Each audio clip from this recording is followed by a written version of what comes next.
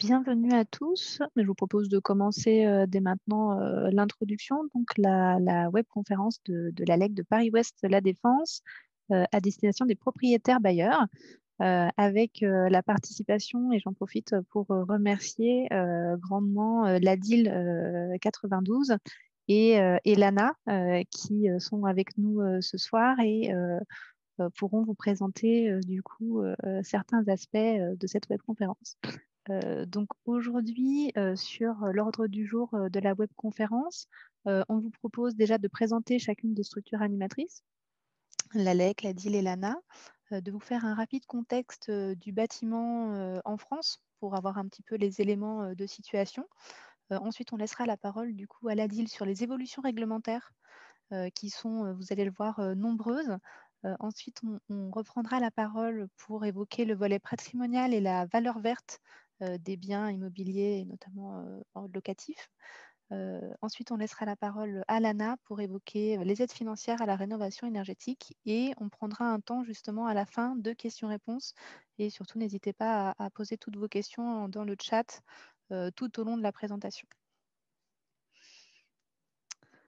Donc, on commence par vous présenter notre structure, donc l'Agence locale de l'énergie et du climat de Paris-Ouest La Défense, qui est donc le service public de la rénovation énergétique à l'échelle locale de Paris-Ouest La Défense, donc membre du réseau France Rénov, qui est du coup le nouveau service public mis en place, donc qui a pris un nouveau nom récemment depuis début janvier.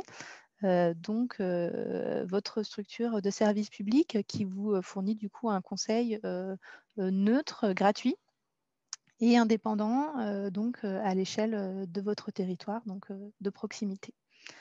Donc, sur les 11 communes de Paris-Ouest La Défense, avec du coup des permanences qui ont lieu sur chacune des communes. La LEC est basée à La Garenne-Colombes. Donc, vous pouvez, si vous êtes garennois, venir directement. Sinon, il y a des permanences délocalisées une fois par mois dans chacune des villes avec des créneaux dédiés. Donc, du conseil qui se fait donc pour des particuliers, pour des copropriétés, avec des conseils du coup et un accompagnement individualisé sur des aspects techniques, sur des aspects financiers, sur les aspects aussi méthodologiques des projets de rénovation. Et qui peuvent être du coup au cas par cas plus poussés ou juste une information ponctuelle. Donc c'est vraiment le point d'entrée pour toutes les questions et pour tout un accompagnement aussi qui peut être réalisé au cas par cas en fonction de votre situation. Donc pour ça, on a un certain nombre d'outils et notamment en copropriété, un outil qui s'appelle Coach CoPro, qui est du coup une plateforme sur laquelle vous pouvez inscrire votre copropriété si vous êtes en copropriété, qui vous permet d'une part d'avoir accès à un centre de ressources sur lequel il y a une multitude de documents sur toutes les thématiques liées à la copropriété et sur lequel il y a également un annuaire des professionnels des artisans, des entreprises qui interviennent sur les travaux de rénovation énergétique, donc sur tous les types de travaux, plus spécialement en copropriété. Et vous avez également aussi accès à un MOOC, une formation en ligne qui s'appelle Réno CoPro et que vous pouvez réaliser si le sujet vous intéresse pour perfectionner vos connaissances. Donc, je vous invite, si vous souhaitez inscrire votre copropriété ou consulter tout l'aspect de documentation, à aller regarder sur le site bold.coachcopro.com, qui est du coup aussi l'outil d'échange qui permet aux conseillers de suivre aussi votre projet sur cette plateforme directement.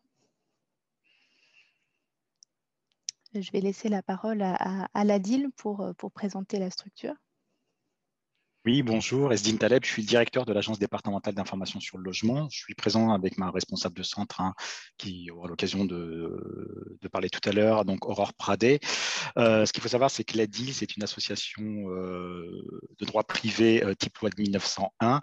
Donc, nous sommes agréés par l'ANIL, qui est notre agence nationale pour l'information sur le logement, et on est conventionné par le ministère en charge du logement. Donc, il faut savoir qu'aujourd'hui, sur toute la France, nous avons 85 ADIL un peu répartis sur l'ensemble du territoire. Quelle est la mission de l'ADIL 92 ? C'est la diapo suivante. L'ADIL est là pour apporter des informations juridiques, financières et fiscales sur toutes les questions liées au logement à l'ensemble des habitants alto-sécanais, mais également à destination de ses différents partenaires. Donc, ces informations permettent aux ménages de faire des choix éclairés en prévenant les difficultés. Ça peut être des consultations juridiques, des consultations financières, des consultations fiscales. Ce qui est important de savoir, c'est que la DIL, ce sont des consultations essentiellement gratuites, confidentielles et neutres. Donc, on a la possibilité de nous contacter aussi bien par téléphone, par mail ou sur rendez-vous. Aujourd'hui, nous avons plus de 20 permanences territorialisées sur toutes les Hauts-de-Seine. Vous retrouverez toutes ces informations pour nous contacter via notre site internet www.adil92.org, mais on aura l'occasion de vous communiquer nos différentes coordonnées. Nous renseignons donc gratuitement, quel que soit le domaine du logement, en dehors des baux commerciaux. Donc voilà pour la présentation rapide. Merci. Et du coup, je passe la parole à Lana pour présenter l'Agence nationale de l'habitat. Oui, bonjour à tous. Désolée un peu du retard. Donc l'ANA, c'est l'Agence nationale de l'habitat. C'est donc un établissement public qui est donc sous tutelle globalement du ministère de la Transition écologique, mais également de la cohésion des territoires et des finances, puisqu'elle a un lien avec ces trois domaines in fine. Le grand objectif de l'ANA, c'est l'amélioration du parc privé existant avec différents types d'interventions, mais également un objectif qui est accompagné par celui de remédier aux fractures sociales, territoriales, et depuis quelques années, une concentration sur les sujets évidemment de rénovation énergétique. Le cœur de métier de l'ANA, c'est aussi d'aider les usagers, autant propriétaires occupants, propriétaires bailleurs ou syndicats des copropriétaires, à financer leurs projets de travaux, que ce soit des projets de rénovation énergétique ou globalement d'amélioration de l'habitat. Et à ce titre, l'ANA a un budget qui est exponentiel ces dernières années, et on en est très content puisque ça permet de maximiser et de toucher le plus possible et d'aider en tout cas le plus possible les ménages. Voilà. Merci pour cette première présentation, et du coup, on vous laissera la parole tout de suite après dans le déroulé de la webconférence. On voulait d'abord vous faire un rapide contexte de la rénovation en France, parce que la rénovation énergétique, c'est un enjeu national qui a été grandement appuyé. Pour vous donner quelques chiffres et un ordre d'idée, c'est 7 millions de logements qui sont très mal isolés en France à l'heure actuelle, et 3,8 millions de ménages qui ont des difficultés à payer leurs factures énergétiques, sachant que l'habitat, ça représente 43% des consommations totales d'énergie en France. Donc du coup, à l'échelle nationale, un certain nombre d'objectifs ont été fixés, notamment par les lois de transition énergétique, et des objectifs pour le moins ambitieux, qui sont de rénover l'ensemble du parc de bâtiments, d'habitation, à un niveau basse consommation, BBC, avant 2050. Donc ça peut paraître lointain, mais en réalité, ça va arriver quand même assez vite.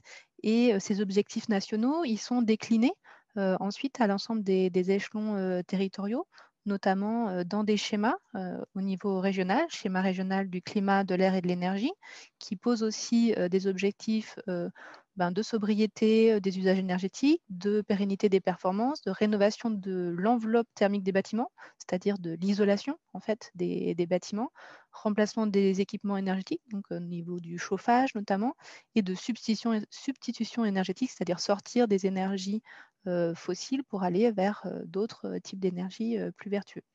Donc, à l'échelle régionale, on a ces objectifs-là qui se déclinent aussi dans des plans à l'échelle de la métropole du Grand Paris, sur lequel on est situé.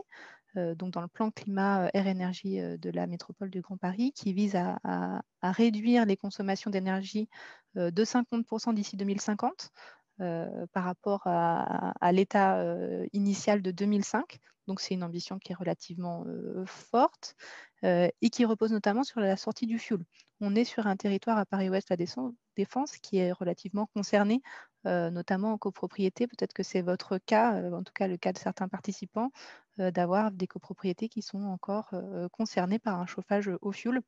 Donc, l'objectif, c'est d'en sortir notamment, mais pas que.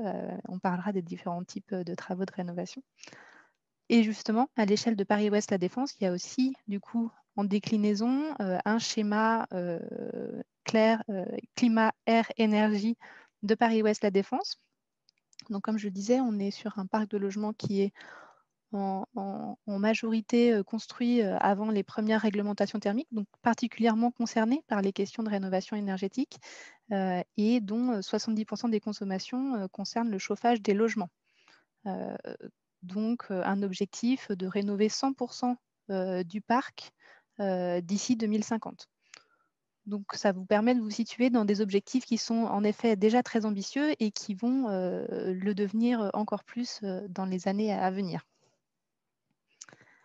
Donc, je passe la parole à Ladil pour les évolutions réglementaires. N'hésitez pas à poser toutes vos questions dans le chat. Moi, je les compile et je les pose tout à l'heure. Donc, vraiment, n'hésitez pas à poser toutes vos questions. Et je passe la parole du coup à Ladil 92. Merci à vous. Donc voilà, donc on va vous faire un bref panorama de l'actualité réglementaire et législative, sans entrer non plus trop dans le détail, le but n'étant pas de faire un cours de droit, mais vous donner quand même les grandes évolutions législatives et réglementaires.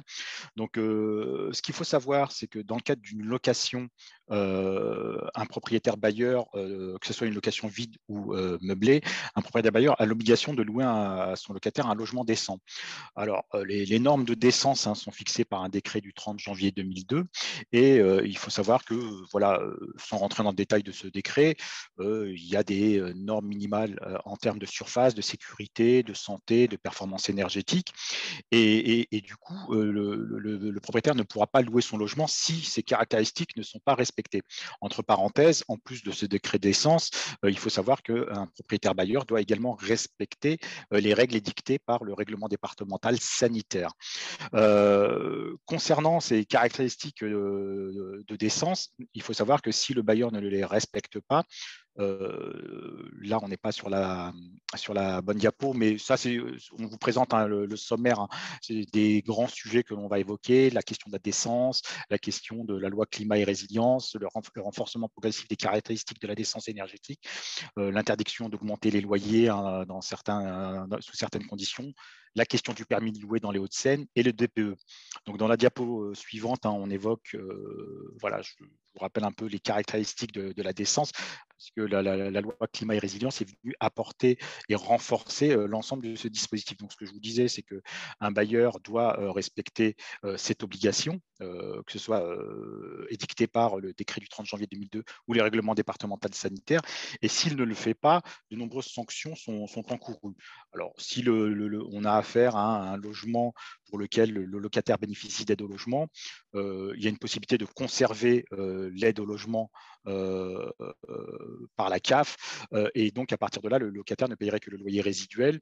De l'autre côté, le locataire peut également poursuivre son propriétaire bailleur pour obtenir l'exécution forcée des travaux et au besoin sous astreinte et avec des dommages-intérêts. Donc ça, c'est en introduction, voilà, en termes de décence, ce que doit respecter un logement. Quand on prend la diapo suivante, donc au-delà du décret du 30 janvier 2002 et le règlement départemental sanitaire, il faut savoir que la loi climat et résilience du 22 août 2021 est venue donc renforcer les caractéristiques de la décence énergétique, donc en venant imposer progressivement de nouveaux critères. Aujourd'hui, donc jusqu'à 2025, le bailleur doit respecter uniquement le décret du 30 janvier 2002 avec différentes caractéristiques, différents éléments d'équipement. Mais à compter du 1er janvier 2025, il faudra absolument que le logement qui est situé entre les classes A et F bénéficie donc de la décence. Donc, si ce logement-là est classé en catégorie G, il sera automatiquement considéré comme non décent. À compter du 1er janvier 2028, ça concernera les logements classés entre A et E. Tous les logements classés F ne seront pas décents. À compter du 1er janvier 2034, tous les logements qui seront entre classe A et D seront considérés comme décents. Donc, tous les logements classés à partir de E ne le seront pas. Donc voilà, donc ça se fait de manière progressive. Donc là, on va passer à la diapo suivante pour pouvoir vous rappeler un peu un petit focus, puisque au-delà de la loi de climat et résilience de 2021, Jusque-là, vous aviez également une loi du 8 novembre 2019 qui venait fixer un seuil maximal de consommation d'énergie finale pour que le logement soit qualifié d'énergétiquement décent. Donc, pour qu'on puisse qualifier un logement décent, il fallait qu'on ait un seuil d'énergie finale consommée à 450 kWh par mètre carré et par an d'énergie finale. Et ça, la loi du 8 novembre 2019 a considéré qu'il fallait appliquer ce seuil à compter du 1er janvier 2023.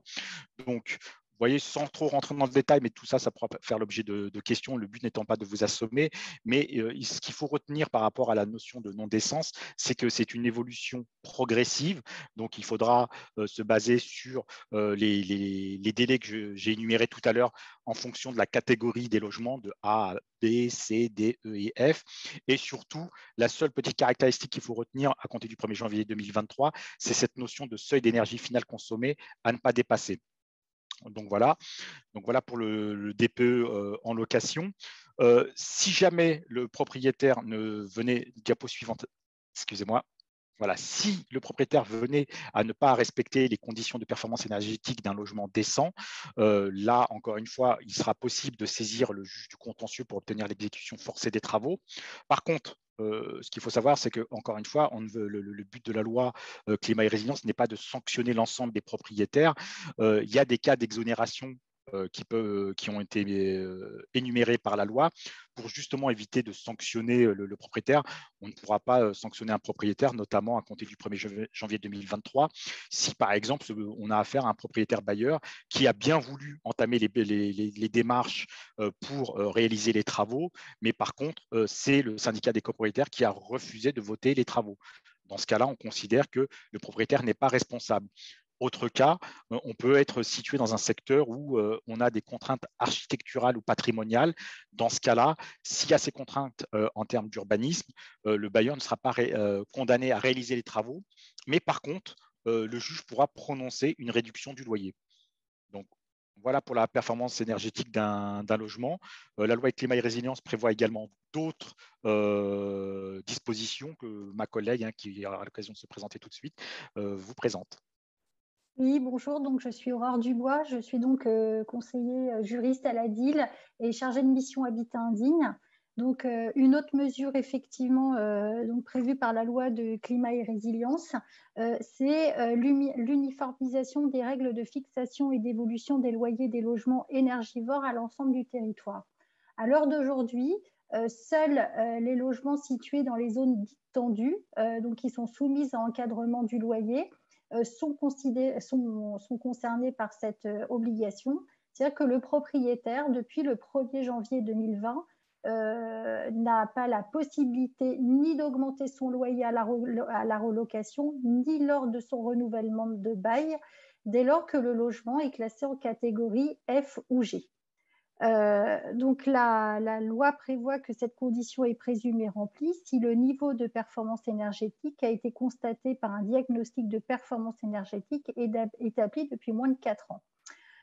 Donc là, la nouveauté, c'est que cette règle va être étendue à l'ensemble du territoire à compter du 25 août 2022, ce qui veut dire que dès lors que le logement est classé en catégorie F ou G, le propriétaire ne pourra pas appliquer de loyer supérieur à celui du précédent locataire.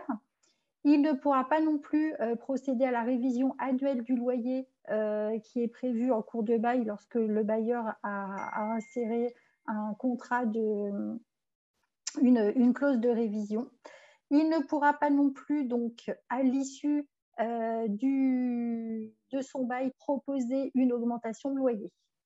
Donc, cette mesure va concerner les locations vides, les locations meublées, mais également le bail mobilité, voilà, dès lors que le bien constitue la résidence principale du preneur, et donc va concerner tous les logements qui soient situés en zone tendue ou zone non tendue.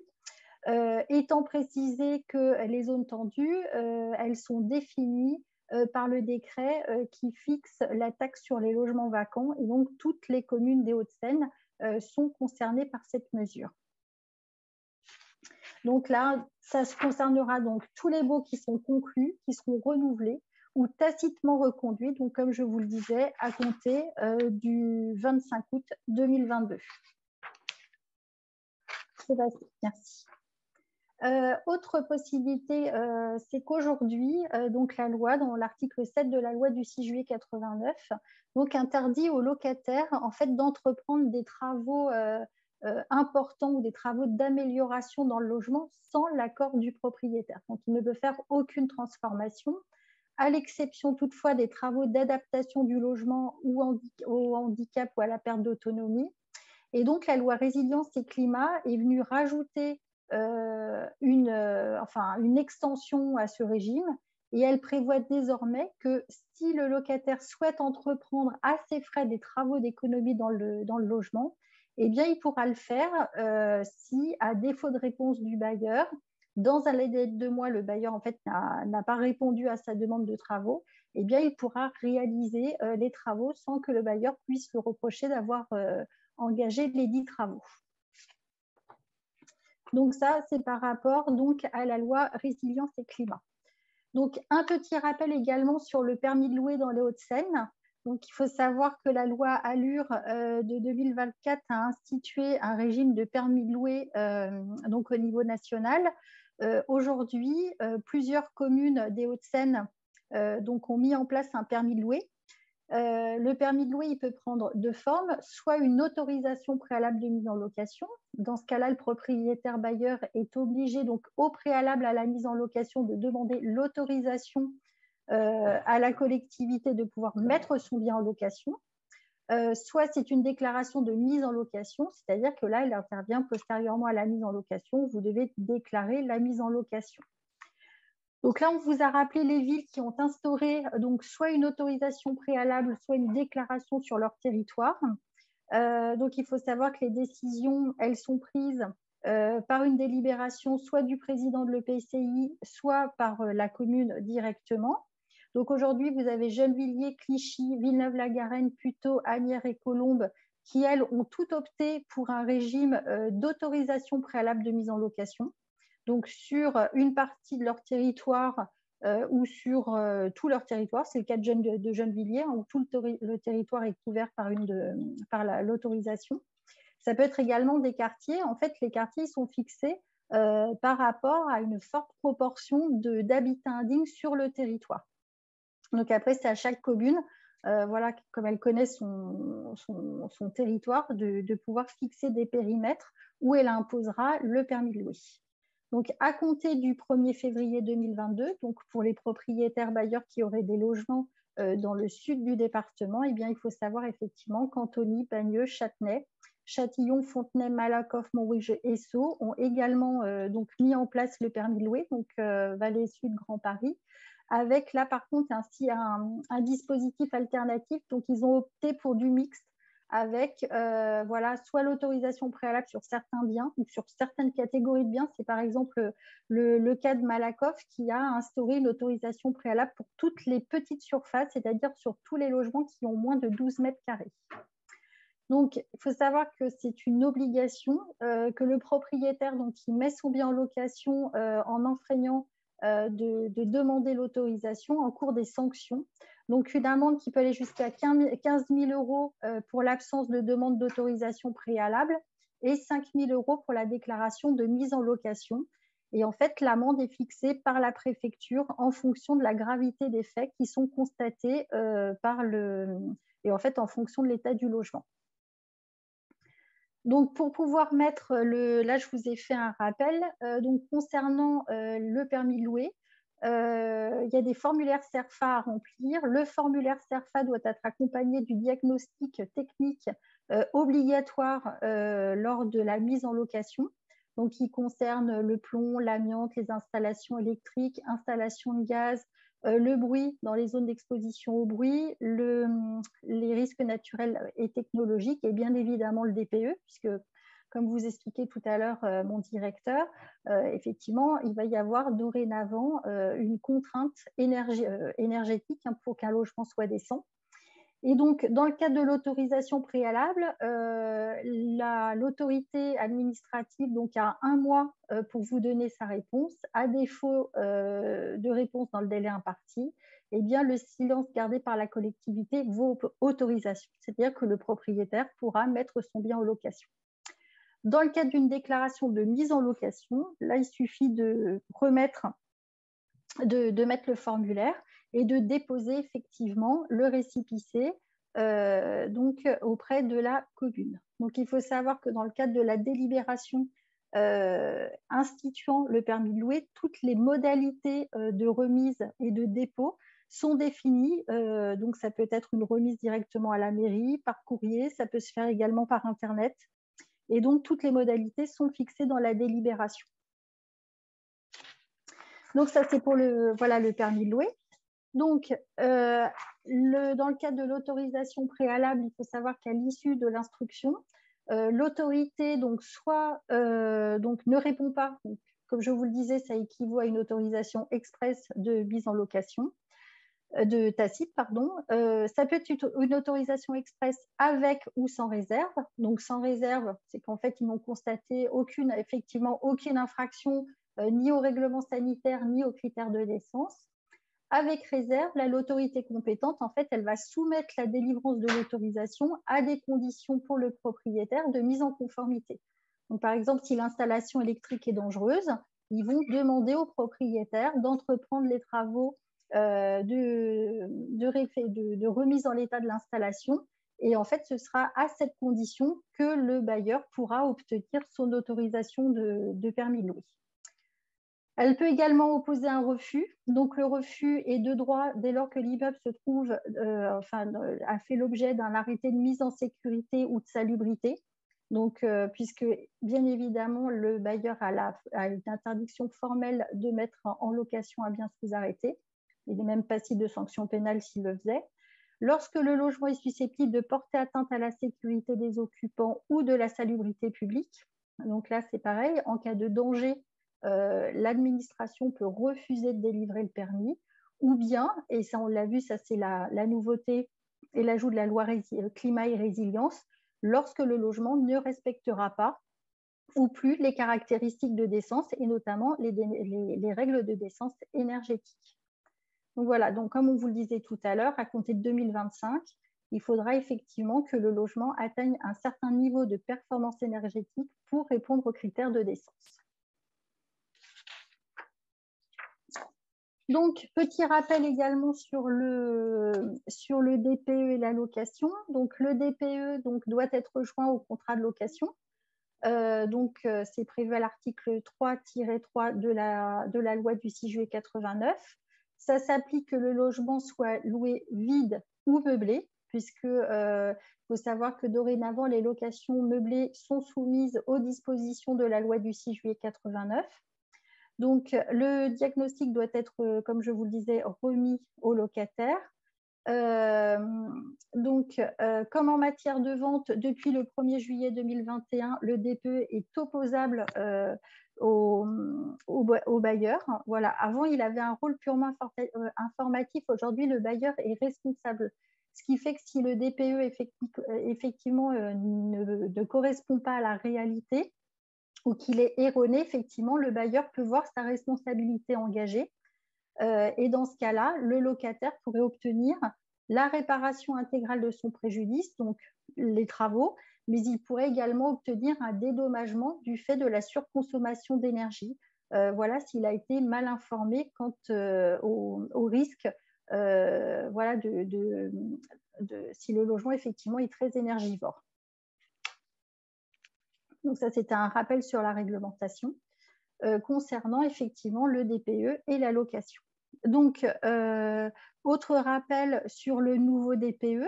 Donc, il faut savoir effectivement que la loi a mis en place depuis juillet 2021 un nouveau DPE. Donc, ce DPE doit contenir des informations non seulement sur la quantité d'émissions de gaz à effet de serre, mais également sur le classement du bien, qui sera représenté par ce qu'on appelle une étiquette climat.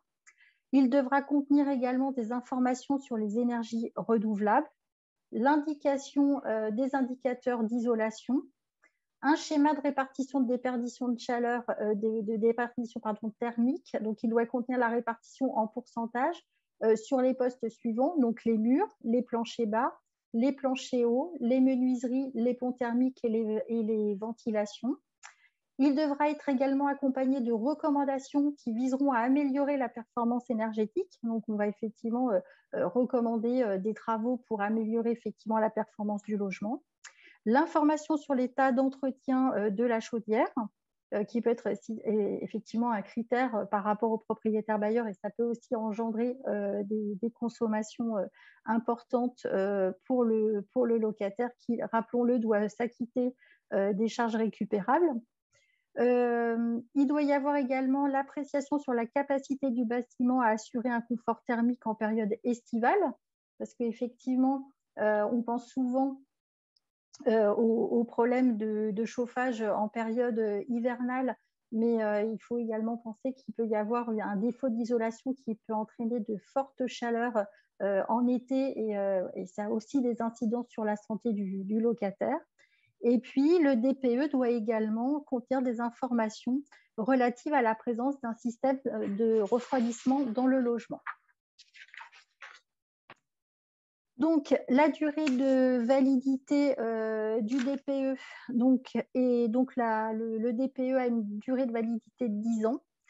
Le législateur a toutefois donc prévu des périodes en fonction de la date de réalisation. Donc, pour rappel, tous les DPE qui ont été réalisés avant le 1er janvier 2013 sont valides jusqu'au 31 décembre 2022. Les DPE qui ont été réalisés entre 2013 et le 31 décembre 2017, eux, resteront valides jusqu'au 31 décembre 2022. Et puis, pour tous les DPE qui ont été réalisés entre le 1er janvier 2018 et le 30 juin 2021, puisque rappelons que le nouveau DPE est rentré en vigueur le 1er juillet 2021, eh bien, ceux-ci resteront valables jusqu'au 31 décembre 2024. Donc voilà, donc en fait, pour tous les DPE pendant la période du 1er juillet 2021 au 31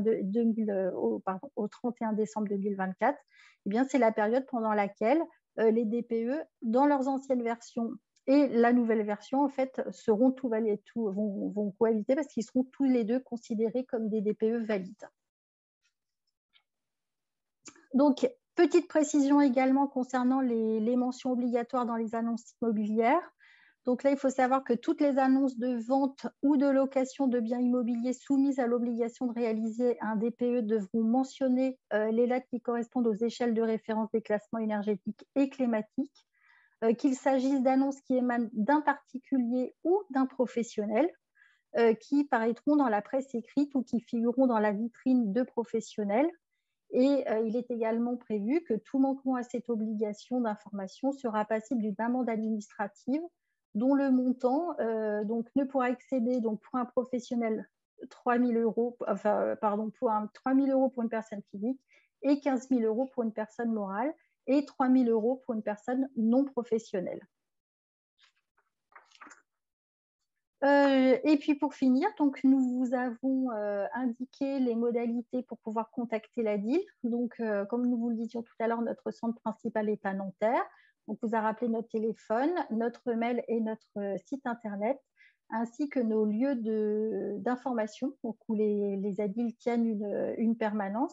Et voilà, étant précisé que tous les rendez-vous, il faut prendre rendez-vous pour pouvoir être, il ne faut pas hésiter à prendre rendez-vous si vous souhaitez nous rencontrer. Voilà. Merci beaucoup pour cette présentation qui est tellement claire qu'on n'a pas eu de questions de précision, de demande de précision dans le chat. N'hésitez pas si toutefois les questions arrivent. Peut-être quelques précisions rapides sur le DPE. Je passe la parole du coup à Tony Ferreira qui prendra ensuite la suite de la présentation. Bonjour à toutes et tous, donc Tony Ferreira, je suis directeur de l'ALEC de Paris-Ouest La Défense Et effectivement, une petite précision à avoir en tête vis-à-vis du nouveau DPE, c'est que, alors jusqu'à présent, les anciens DPE intégraient une étiquette énergie séparée d'une étiquette climat, donc avec les émissions de gaz à effet de serre d'un côté et les consommations d'énergie dans le logement de l'autre. La nouvelle étiquette, en fait, elle intègre une fusion des deux volets. Donc, c'est une étiquette énergie et climat fusionnée. Et la note A, B, C, D, E, F, G dans les logements sur la nouvelle étiquette intègre donc à la fois la composante consommation d'énergie du logement et à la fois la composante émission de gaz à effet de serre, ce qui est défavorable, bien entendu, aux modes d'énergie qui émettent beaucoup de gaz à effet de serre, notamment le fuel, c'est notamment cette énergie-là qui est visée, et qui va être par contre plutôt favorable aux modes de chauffage faiblement émetteurs de gaz à effet de serre, notamment par exemple l'électricité.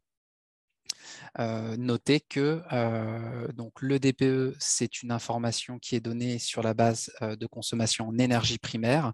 Ce qui a été indiqué par l'ADIL dans sa présentation, c'est que notamment les interdictions de louer seront par rapport à des données en consommation en énergie finale. Et la différence entre les deux, c'est que l'énergie finale, c'est l'énergie que l'on consomme dans le logement.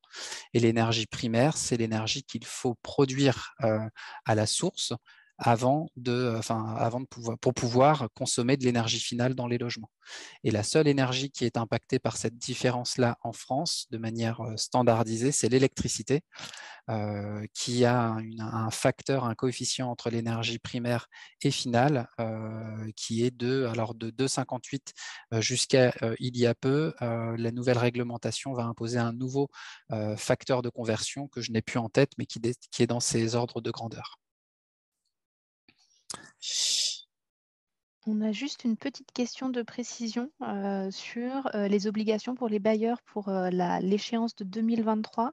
Est-ce que l'ADIL peut juste nous repréciser quelles sont les obligations sur l'étiquette énergétique par rapport au nouveau DPE? Oui, alors en fait, il ne sera pas basé sur le nouveau DPE. En fait, ce qui se passe, si vous voulez, c'est que la loi résilience, effectivement, elle a mis en place un échéancier. Toutefois, il faut savoir que la loi de 2019, comme vous le disiez tout à l'heure, mon directeur, elle avait imposé des règles spécifiques pour les logements qui étaient en catégorie G à compter du 1er janvier 2023. Or, la loi e-résilience n'a pas abrogé cette disposition. C'est-à-dire qu'aujourd'hui, on se retrouve avec deux dispositions, une avec une échéance au 1er janvier 2023 pour les logements en étiquette G, qui est également repris dans l'échéancier pour 2025 dans la loi résilience, excepté, et enfin la petite différence, c'est que concernant l'étape de 2023, on se basera en fait sur l'étiquette énergétique comment ça s'appelle, on se basera sur tout à l'heure sur le DPE par rapport à l'énergie finale et pas sur le nouveau DPE.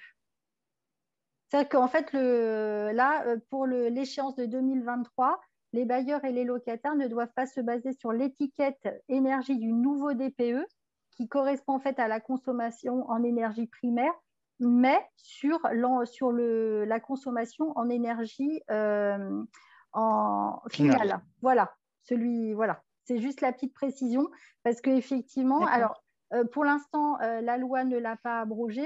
Ça a été demandé parce que là, il va y avoir une confusion pour les propriétaires sur les étiquettes G. Mais là, il faut déjà considérer que pour les logements en catégorie G, à partir du 1er janvier 2023, donc sauf modification législative, mais ils ne pourront plus être mis à la location. D'accord, merci pour cette précision. Je redonne la parole à Tony. Merci. Donc, maintenant que vous avez vu voilà, le volet réglementaire pour répondre à la question pourquoi rénover en tant que propriétaire bailleur, on voulait également aborder les volets patrimoniaux et économiques sur la valeur verte des biens immobiliers. Dans la gestion patrimoniale, ce que l'on voulait rappeler, effectivement, c'est qu'aujourd'hui, l'investissement dans la pierre, c'est une bonne façon de constituer un patrimoine. Ça permet d'avoir des revenus complémentaires, ça permet de profiter potentiellement de l'effet de levier du crédit. C'est aussi une façon de profiter d'une plus-value immobilière à la revente. Et dans les faits, aujourd'hui, le marché est très sensible à la qualité énergétique des logements, ce qui veut dire que tant sur le volet facilité de mise en location, même si effectivement on est sur une zone tendue où on n'a pas dans le 92 des difficultés à trouver a priori de quoi louer un logement, mais tant aussi sur la plus-value immobilière, on va avoir un intérêt à aller vers des logements énergétiquement performants.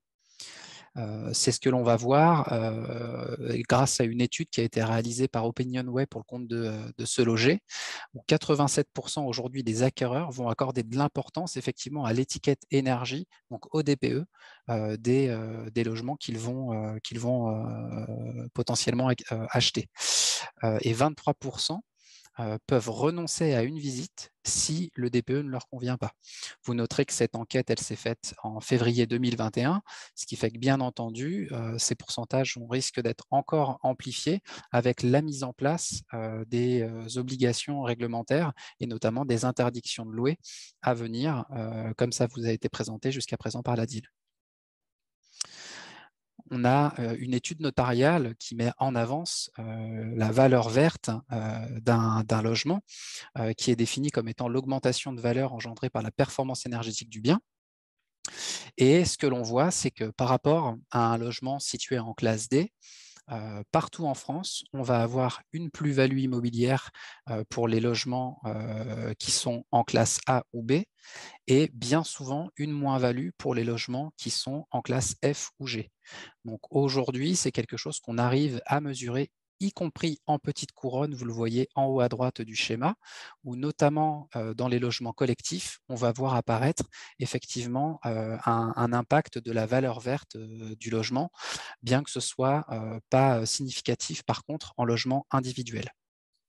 En moyenne, alors pardon, j'ai une petite erreur voilà, de présentation. En moyenne, la valeur verte en France est estimée à 23% entre un logement situé en classe F ou G et un logement situé en classe A ou B.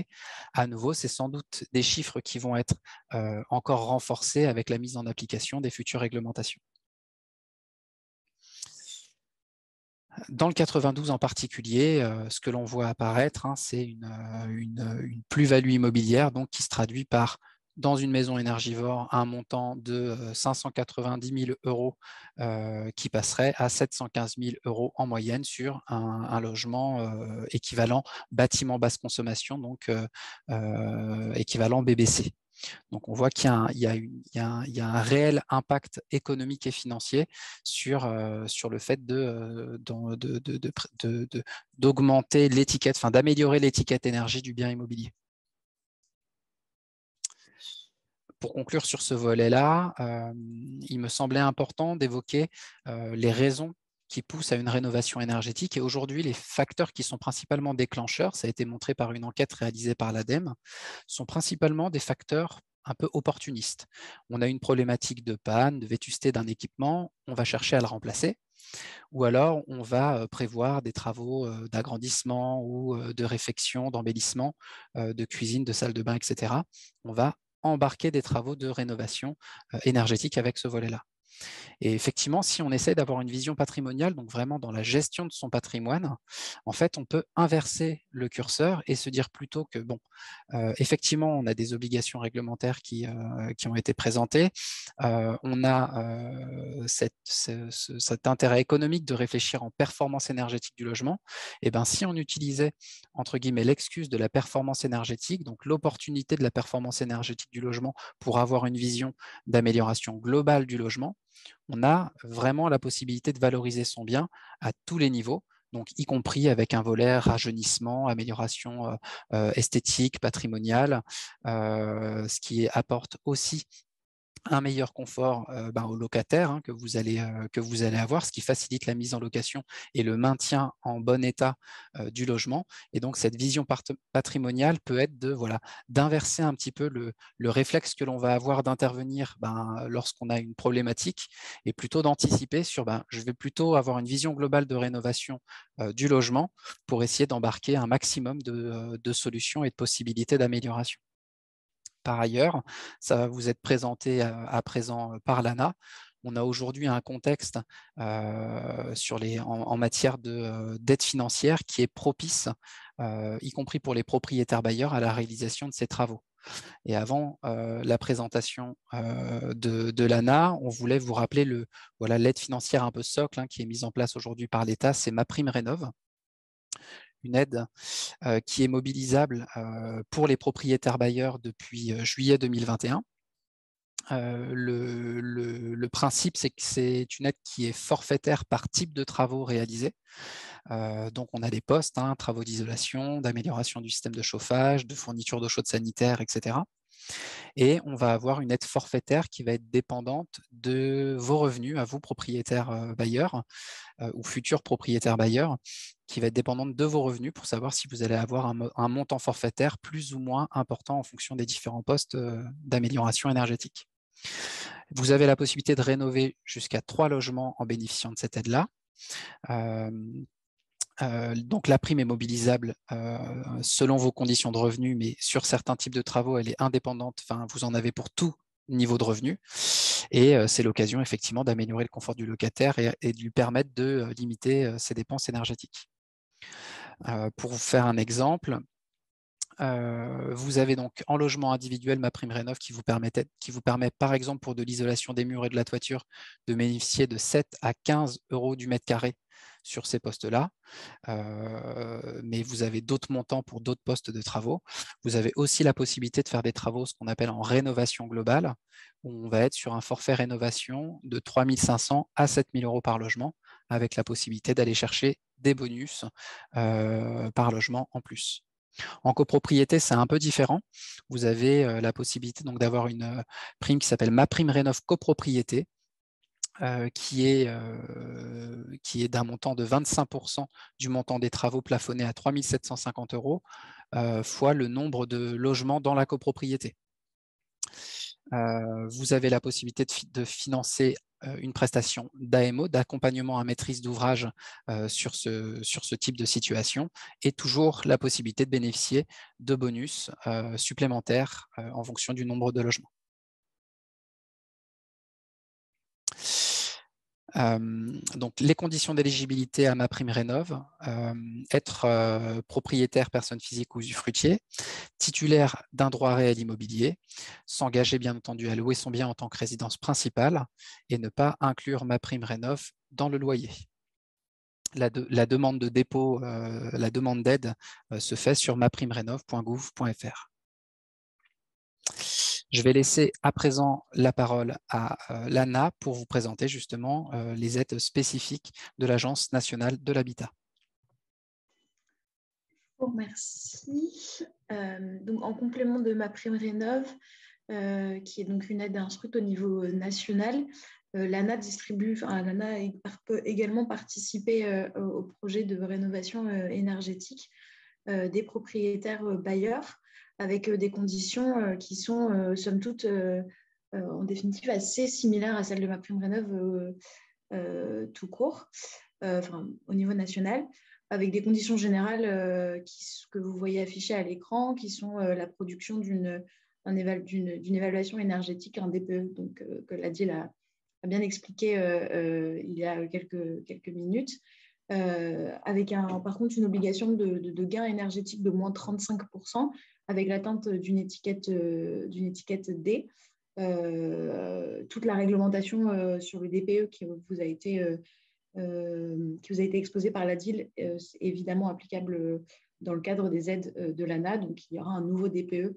Les nouveaux DPE avec les méthodes de calcul seront demandés par l'ANA à l'appui de la demande d'aide. Dans le cadre de cette demande aussi, une assistante à maîtrise d'ouvrage est obligatoire, c'est-à-dire un tiers qui accompagne le propriétaire bailleur dans la définition du projet et l'accompagnement du choix des entreprises et le montage aussi éventuellement des dossiers de subvention. Il faudra aussi réserver l'exclusivité de la valorisation des certificats d'économie d'énergie, donc des C2E à l'ANA. Et enfin, l'aide qui s'appelle Habiter mieux ne pourra pas être cumulée avec MaPrimeRénov' qui vient juste de vous être présentée par la LEC. Pour ce qui est des modalités de financement, c'est une aide donc à 25% de la dépense des travaux, qui comprend les travaux et les honoraires, avec un plafond que je vous ai indiqué ici en précision. Il est en plus possible, en plus de ces 25% des travaux de la dépense subventionnable, il est en plus possible de mobiliser une prime qui est en fait mobilisable à chaque fois, puisque c'est une prime de 1 500 € quand il y a plus de 35% de gain énergétique, et de 2 000 € lorsqu'il y a une sortie de passoires thermiques. Et enfin, si le recours à l'AMO étant obligatoire, l'ANA évidemment participe à ce financement avec un forfait de 600 €. En plus de ces conditions générales, sur l'autre, voilà, merci. Il y a des conditions plus spécifiques.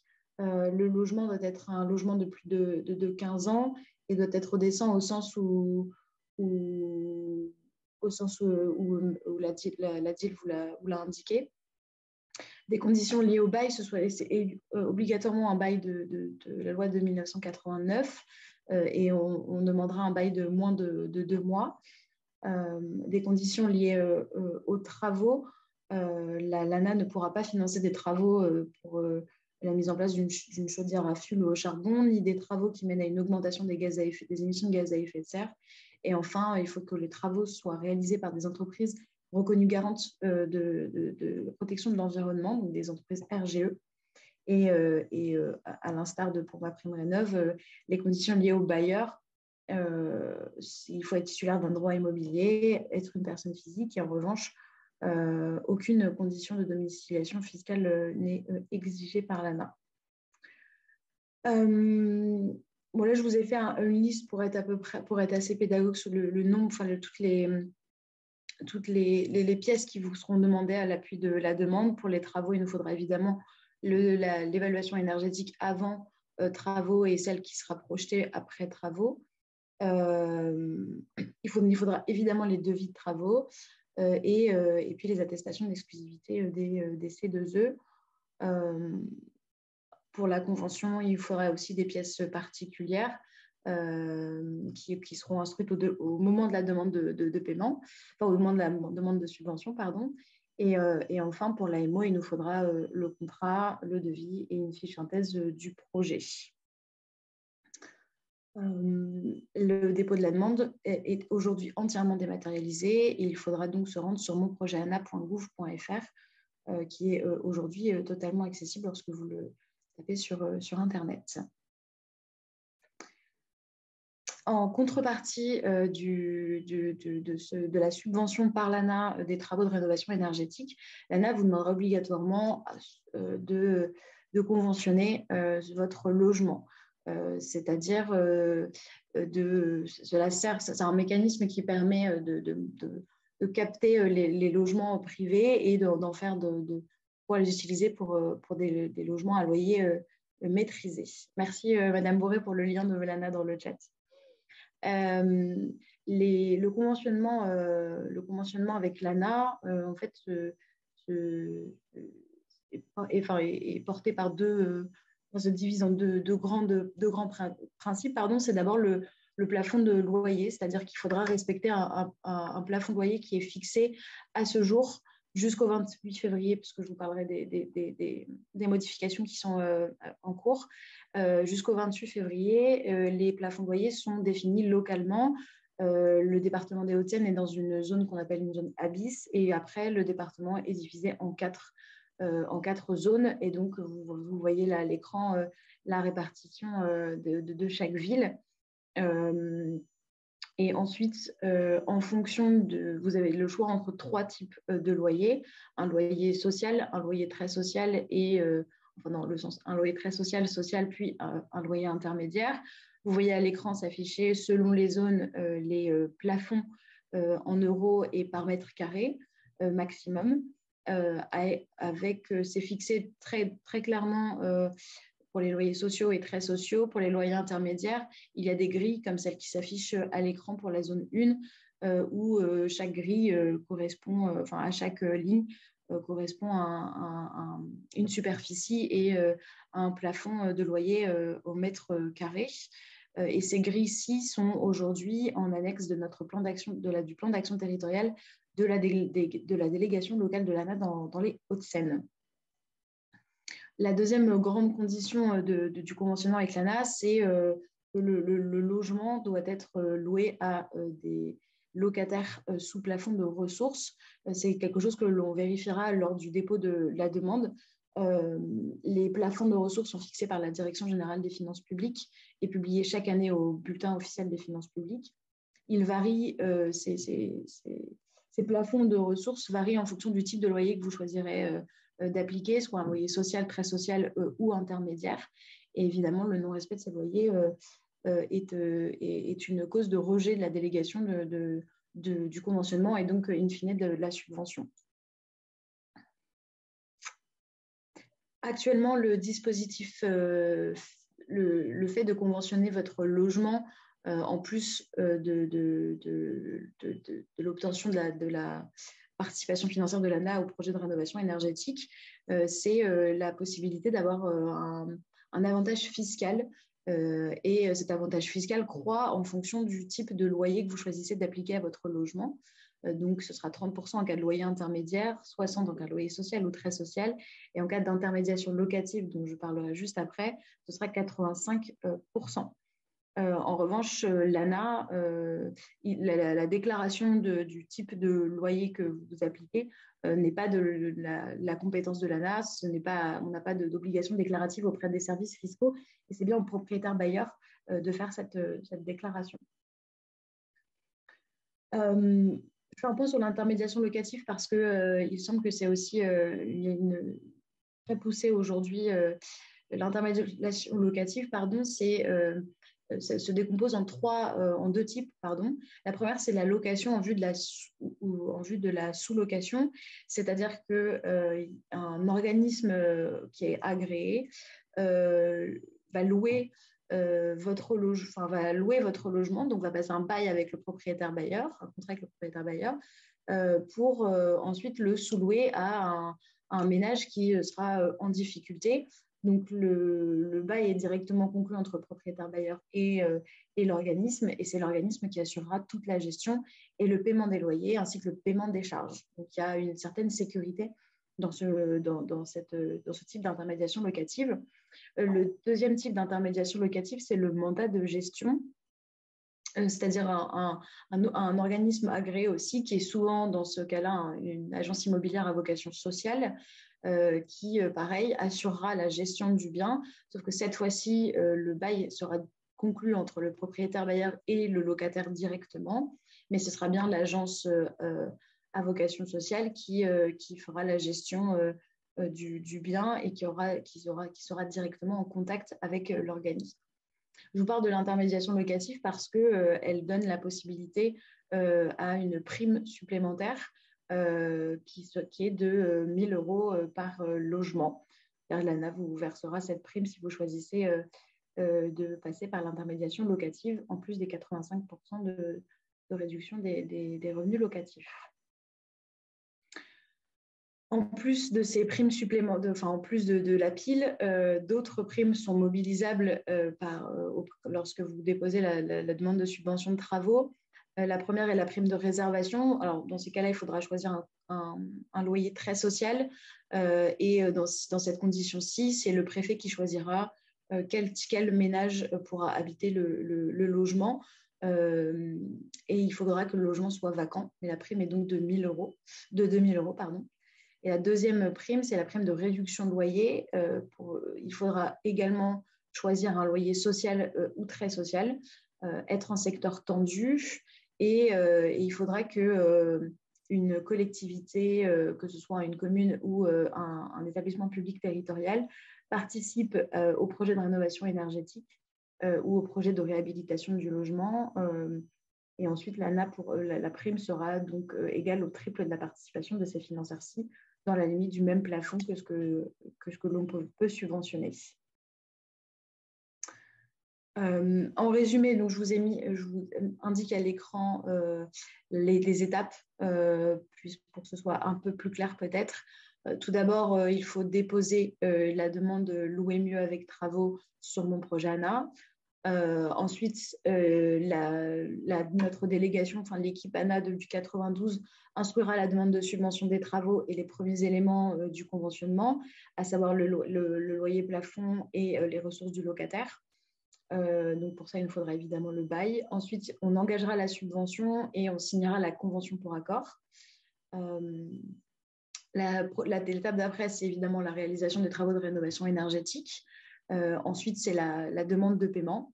Et enfin, le versement de la subvention et la signature de la convention pour validation.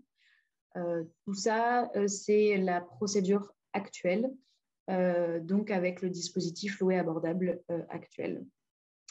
Mais évidemment, un nouveau dispositif est disponible, enfin, est entré en vigueur au 1er janvier 2022. Et nous sommes actuellement dans une période transitoire entre les deux dispositifs, celui que je viens de vous expliquer et le nouveau que je vais vous expliquer. Donc, c'est un dispositif qui a été créé par la loi de finances pour 2022 et qui est entré en vigueur officiellement au 1er janvier 2022. Ce qui veut dire que pour les conventions déposées jusqu'au 28 février 2022, c'est l'ancien dispositif que je viens tout juste de vous exposer qui est encore applicable, avec les mêmes avantages fiscaux, les mêmes plafonds de loyer, donc définis par le plan d'action territoriale de la délégation locale, et les mêmes procédures sur monprojectana.gouv.fr. En revanche, pour les conventions qui seront déposées à compter du 1er mars 2022, dans ces cas-là, c'est le nouveau dispositif que je vais vous expliquer juste après qui s'appliquera, avec des nouveaux dispositifs fiscaux, un parcours sur monprojectana qui sera un peu simplifié par rapport à ce qui est fait aujourd'hui et des nouveaux plafonds de loyer. Donc, le nouveau mécanisme de conventionnement avec l'ANA, c'est le dispositif qui s'appelle LOC Avantage.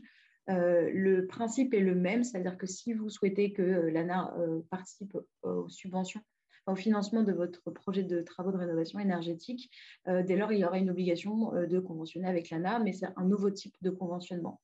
Tout d'abord, les loyers plafonds ne seront plus définis par les programmes d'action territoriaux, donc c'est-à-dire localement, mais ils seront définis avec une grille, sur la base d'une grille nationale et auquel sera appliqué ensuite un coefficient multiplicateur de surface, mais je ne vais pas rentrer dans les détails parce qu'en tout cas, un simulateur est désormais accessible sur Internet pour que vous puissiez simuler le plafond de loyer selon votre commune.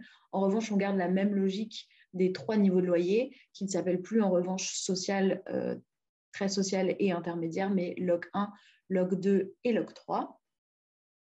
Et la deuxième chose le deuxième grand angle qui change, c'est évidemment le nouveau mécanisme fiscal. Cette fois-ci, ce ne sera plus une réduction d'une déduction sur les impôts, sur les revenus locatifs, mais bien une réduction d'impôts. Et là, cette réduction d'impôts sera de plus en plus importante selon le type de loyer que vous appliquez. Vous voyez que plus vous allez vers le LOC 3, le choix du LOC 3 sera plus avantageux en termes de réduction des impôts ensuite. Deux autres nouveautés, c'est que le conventionnement actuel avec le dispositif loué abordable pour les conventionnements avec travaux, donc lorsque l'ANA finance également les travaux, le propriétaire bailleur s'engage sur 9 ans à louer le logement avec le plafond de loyer et le plafond des locataires, des revenus des locataires. Là, en l'occurrence, avec le nouveau dispositif, ça passera à 6 ans. Et la deuxième nouveauté, l'autre nouveauté, c'est qu'encore une fois, c'est pour ça que j'ai aussi insisté sur l'intermédiation locative, c'est que l'intermédiation locative est véritablement mise en avant, puisque au-delà de la prime dont je vous ai indiqué tout à l'heure de 1 000 €, il y aura une prime supplémentaire de 1 000 € si vous choisissez le mandat de gestion et une prime supplémentaire si c'est un petit logement que vous conventionnez, si vous disposez d'un petit logement de moins de 40 mètres carrés. Et donc, ça peut faire si vous choisissez l'intermédiation locative, plus de 3 000 € de primes et évidemment les primes de réservation et de réduction de loyer que j'ai exposées avant seront également mobilisables. Donc, il y a plusieurs primes qui le sont.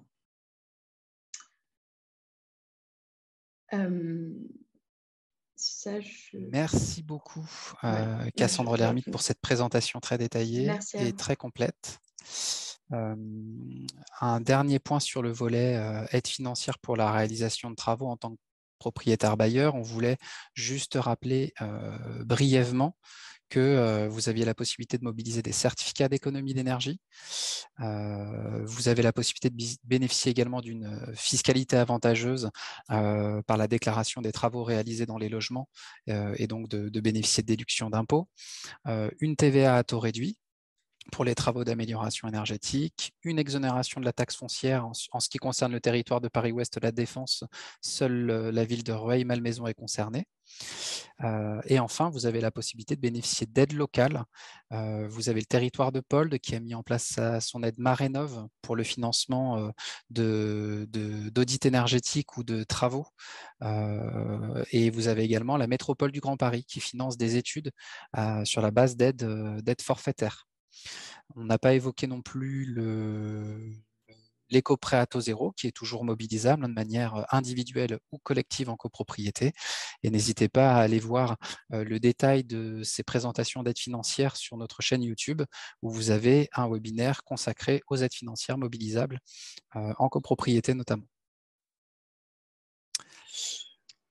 Alors, on a plusieurs questions sur le chat, notamment pour l'ANA de précision sur les aides. On a vu que MaPrimeRénov' était conditionnée à un certain nombre de logements. On peut en avoir que 3. Quelle est la situation auprès de l'ANA? Est-ce qu'il y a un nombre de logements maximum, minimum?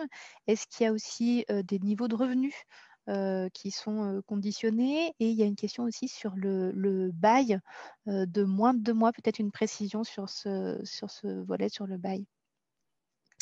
Alors, la première question, pour le bail de moins de 2 mois, tout d'abord, en fait, l'objectif, c'est véritablement d'éviter des conventionnements, enfin des conventionnements en cours de bail. Et le bail de moins de 2 mois, en fait, ça dépendra. Le moins de 2 mois, il faut compter à partir du moment où vous déposez la demande de subvention. C'est-à-dire que si vous déposez la demande de subvention, si vous avez déjà le bail, il faudrait que le bail soit de moins de 2 mois, ou alors à partir du moment où vous aurez déposé votre dossier et on aura acté la convention, alors il faudra nous fournir le bail dans les 2 mois à partir du moment de la validation de la convention. C'est vraiment pour éviter que le conventionnement soit utilisé à des fins qui ne sont pas celles pour lesquelles il a été créé. La question ensuite sur le nombre de logements, il n'y a pas de limite. On fait même des conventionnements à l'immeuble parfois quand il y a quand il y a un propriétaire bailleur qui a plusieurs logements dans un même immeuble.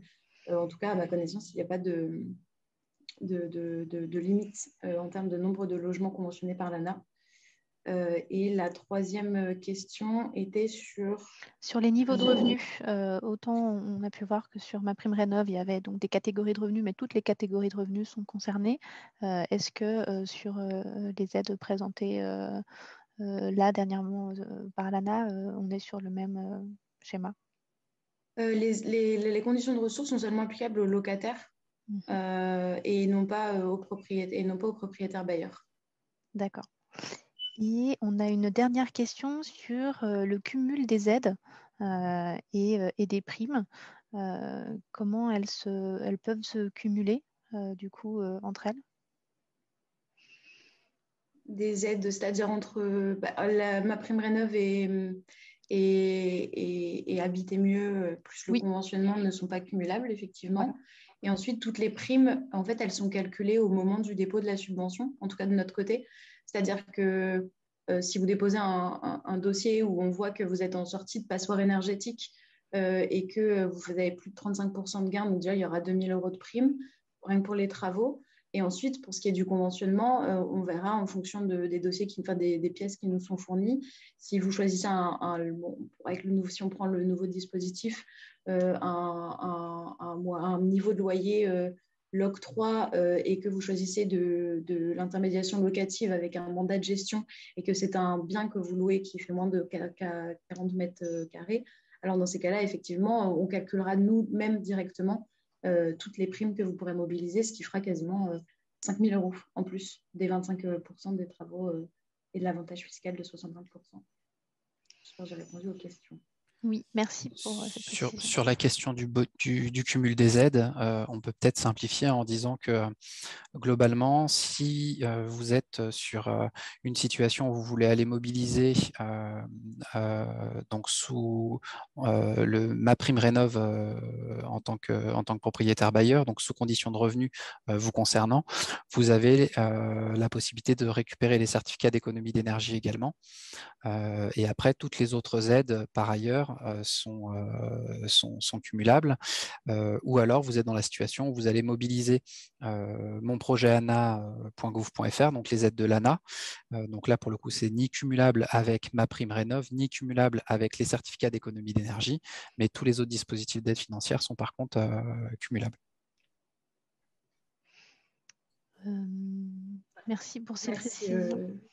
Merci, M. Ferrat, pour les précisions. C'est effectivement plus clair comme ça, je pense. Et peut-être toujours, Monsieur Ferreira, Tony, est-ce que c'est possible, si une copropriété ne veut pas voter des travaux d'amélioration énergétique, quels sont les recours qui seraient possibles et nécessaires à mettre en place dans les obligations de rénovation ? Alors, si je comprends bien la question, une copropriété qui n'aurait pas la possibilité de faire de travaux d'amélioration énergétique, comment est-ce qu'elle pourrait…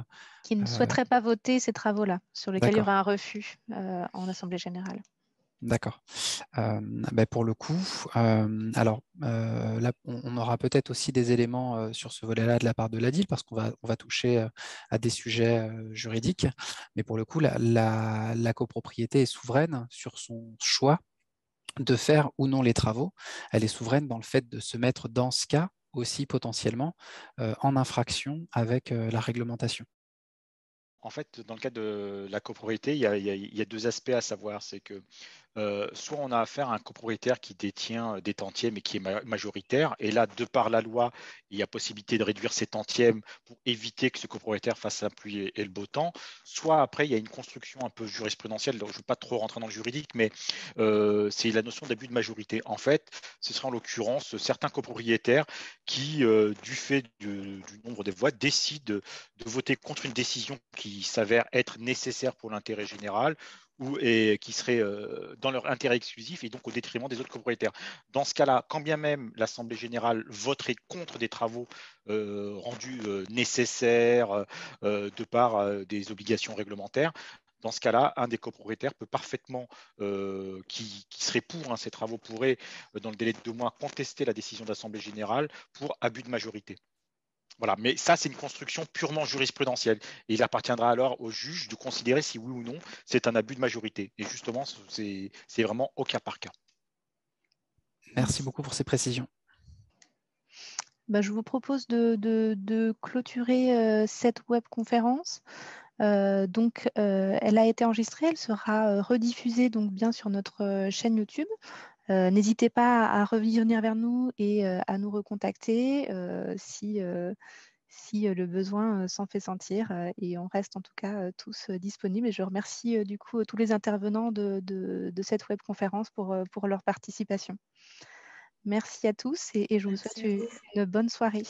Merci à vous. Au revoir. Bonne soirée. Au revoir.